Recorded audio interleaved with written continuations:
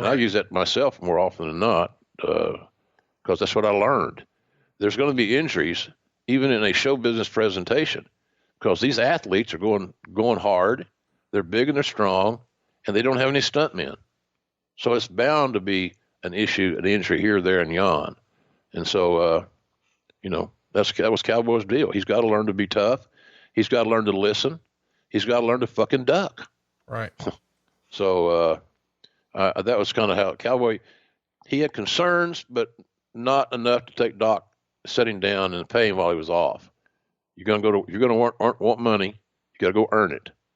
And sometimes we pay for our mistakes, and that's what you're going to be doing until this eye heals up. And that's where it was left. He never missed a booking with 108 stitches in his eye. Never missed one goddamn booking. None, which is astonishing. Nowadays, you call your agent, your manager, you have your wife call, your mom call, whatever. Somebody would say something. But Cowboy was a different breed of cat, but so was Dr. Destiny Williams, a much different breed of cat. On May 30th, 1986 in Houston, Texas, Steve is involved in a tournament to crown the first ever UWF world champion. In round one, he beats Rick Steiner. In the semis, though, he's defeated by Terry Gordy. He'd go on to win the thing and become the first UWF world champ. What'd you think? In hindsight, should it have been Dr. Death, or were you tickled with Terry Gordy? It seems like everybody sort of praises both of these guys universally. Gordy was more ready from a skill set and experience perspective than Doc. Doc was getting there. He was evolving. He was developing. But Gordy was a great first UWF champion. Terry's work was sublime. As I mentioned on the show, I've had a lot of guys that said, when they saw Terry Gordy in Mississippi working for George Culkin, that he was the best teenage wrestler that they ever saw. And that was coming from some guys that were big time stars. And they weren't necessarily president of Terry's fan club. It's just a matter of fact. So I thought it was a good call. And then, and again, how it was booked. Look at how it was booked. Dr. Death had an out. He lost to the guy that became the champion.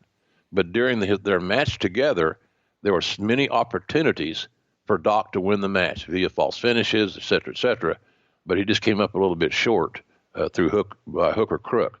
So I had no issues with it. And man, it drew money too. I mean, both those guys are big time over. Just look at that visual. You got two guys that are probably, within a barbecue rib or two at 300 pounds. Both are very athletic, and working with Terry Gordy made Doc better, because Terry Gordy had a higher skill set at that point in time than Steve. So all that formula that Cowboy always preached to me about, you got to work with somebody better to get better, all those things. You got to work for a live audience to get better.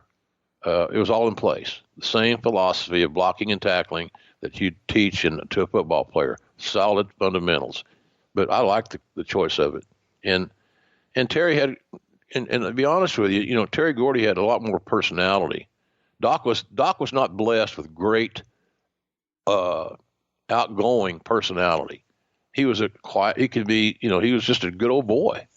And Gordy had been in the business long enough, starting as a teen, as we mentioned, to understand that the sizzle part of the formula was very, very important. Now, over time, Doc started developing sizzle and became more free with his emotions and his actions. But Terry Gordy was the right choice at that time to be the first UWF champion. Let's keep it moving and talk about July. He makes his first tour of Japan, this time for New Japan. On August 5th, he has a pretty important match. He faces Antonio Inoki. Of course, Inoki wins the match, but relatively early on in a guy's career working with Inoki, this is a big deal, is it not? Absolutely. He was the king of wrestling in Japan, and there'll be some take exception to that statement, because they would say, well, the Giant Baba was the face of wrestling in Japan, and that's an arguable point. But yeah, having a match, simply being booked against Inoki, told the Japanese audience, this big new American brute is something special, or he would not be in the main event against the greatest wrestler in New Japan history, in Antonio Inoki, who also, by the way, was their cowboy Bill Watts. He owned the company. He was the booker. He was a top babyface, the whole 9 yards. But for Doc to be anointed as an opponent for Inoki in a main event level match that early in his career was significant. Without question. He does so well that he goes back in October. His first match back on the 30th is also against Inoki. They go to a double count out. On that tour, he would also wrestle the Great Muta, which Steve won by DQ. And by the end of 86, he's involved in the Pro Wrestling Illustrated $50,000 tournament. Steve goes on to win the tournament, defeating One Man Gang in the finals on December 12th. That brings 86 to an end. This is a banner year for Steve in his career, is it not? Great year. Yeah. Great year, Conrad. He started going to Japan was a really a blessing for Steve because he saw a different perspective. He had different opponents. They were all fundamentally sound. Every single guy, to say that how much did it help Doc working with Inoki? Well, it helped him immensely. Again, Inoki had a high skill set. He was very, very over. And so working with the American heel was a natural situation. So, Doc was, he learned so much there. And the other thing is that's the first time that he made real serious money. And as time progressed, his rate for working in Japan continued to go up and up and up. And because people believed in him, they weren't concerned about, well, this guy didn't have a lot of sizzle, but goddamn, look at the steak. So that's kind of where we were. Okay, let's talk about 1987. It's Oklahoma City, July 11th. It's the Great American Bash Tour. And Steve gets a win over Big Bubba Rogers to win the UWF World title. It's Steve's first singles title in wrestling. What did it mean to him to become top dog here in the UWF? Well, he achieved a big goal. Again, guys that come from the legitimate or mainstream, better said, athletic background, understand how to treat a victory. It was not just, look, they say, well, look, it was a showbiz victory. Duh, hello. But it still was an accomplishment that it was perceived at that time by the head honcho, Bill Watts, that Doc was ready. He'd had those tours of Japan. He had done real well. He got great reviews. Cowboy had a lot of stroke with some of the guys in Japan as far as just getting information and communicating, even though Watts didn't like him for whatever reason. But by and large, the report cards were coming back very, very good, very positive. And man, I'll tell you what, those two guys, if you go back and look at you wonder what an athletic super heavyweight match looks like. Take a look at Doc versus Big Bubba Rogers, who became the big boss man, of course, and his name Ray Trader, passed away too early. But boy, they killed it. They tore that son of a bitch up, and it was just a classic. I can remember so much emotion because the fans had gone on this journey with Doc as well. Right. The fans in this region, in that Mid-South region, the UWF region, the old territory, they were very familiar with Doc's background because they heard it on TV every week. And a lot of them were familiar with his success, not only in the wrestling room, but on the football field. So he was a cult type guy. People believed in him. They knew he was legit. And so he wasn't play fighting because he did work a little snug, which was good because Cowboy would not have allowed him to work any other way. But that was one of the most memorable matches I ever called. And a lot of it was because of the emotional investment I'd already made in Doc. You can't help but love Ray Traylor, Big Bubba Rogers, that Dusty really created. So it was a really big night for me to call that match. And then we had the big champagne celebration in the back and all those things. It was just, he loved that. He was in his element. He finally had achieved success. And athletes love to achieve success. In other words, they love to win their games. And so Doc, major step in his career to get this opportunity. And he was the right choice at that time. And those guys delivered. And to the late Ray Traylor's credit, Ray Traylor did the honors the way you're supposed to do the honors. He pushed Dr. Death to Doc's limit. He almost had him beat on multiple occasions. Their physicality was measurable, like a earthquake tremor. They were beating the shit out of each other. But Ray did it right.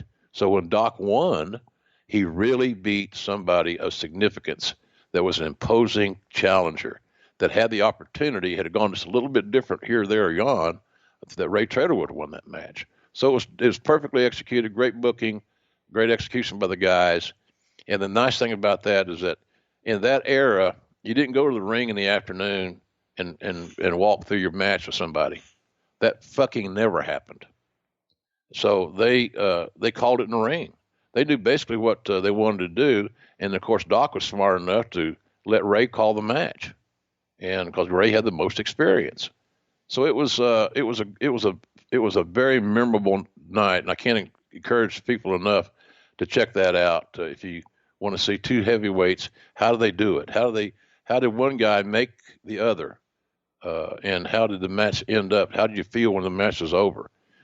So I think that's one that I will go back and watch occasionally because it's one of my favorite calls, and it showed great. It was a great success for Doc. He finally had arrived at his first destination.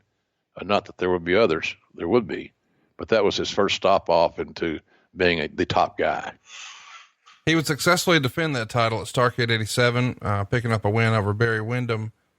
He would never actually lose the title. It becomes deactivated at the end of December of 87 when the UWF was officially purchased by Jim Crockett Promotions and becomes part of the NWA. How did Steve make the transition? How did he fit in with the NWA? Any memories of that transition from his perspective? I don't know that he was totally happy with the creative. I think he thought that he should be on a plane with any of the other NWA main event guys. I think that was the general malaise of the overall feeling of the UWF. You ask the talents, they'd probably tell you that the sale of the UWF to Jim Crockett Promotions did not help them because they were not on the right side of the aisle, so to speak. They were the outsiders, and there were people there in NWA that did not want Crockett to spend the money and buy Watts out. And because it wasn't because of their sensibilities of the fact that, well, maybe Jimmy's over investing, he's over speculating, he's using money he didn't really have type thing. Because I don't think Watts ever got all of his money. So in any event, Doc was, I don't think he was totally satisfied with his creative. I think that he was underutilized. The only talents that ended up making it long term in that sale, just off the top of my head, Sting was a UWF guy, and of course he had a wonderful career. Rick Steiner had a long career, especially once he attached himself to his brother Scotty, where they formed one of the best tag teams ever. So we didn't have great success in that transition, and I oftentimes will say, and I might be wrong, there were a lot of top stars in NWA that were very, very protective of their TV time and their position that didn't really want the competition. And that they had reached their comfort zone. They'd found their comfort zone. They were making good money. So we don't want anybody to come here and screw up what we got. And I think that was the general consensus of some of these stars. And of course, I think the lack of the creative push for Doc probably was what led him to be leaving there in not too distant future.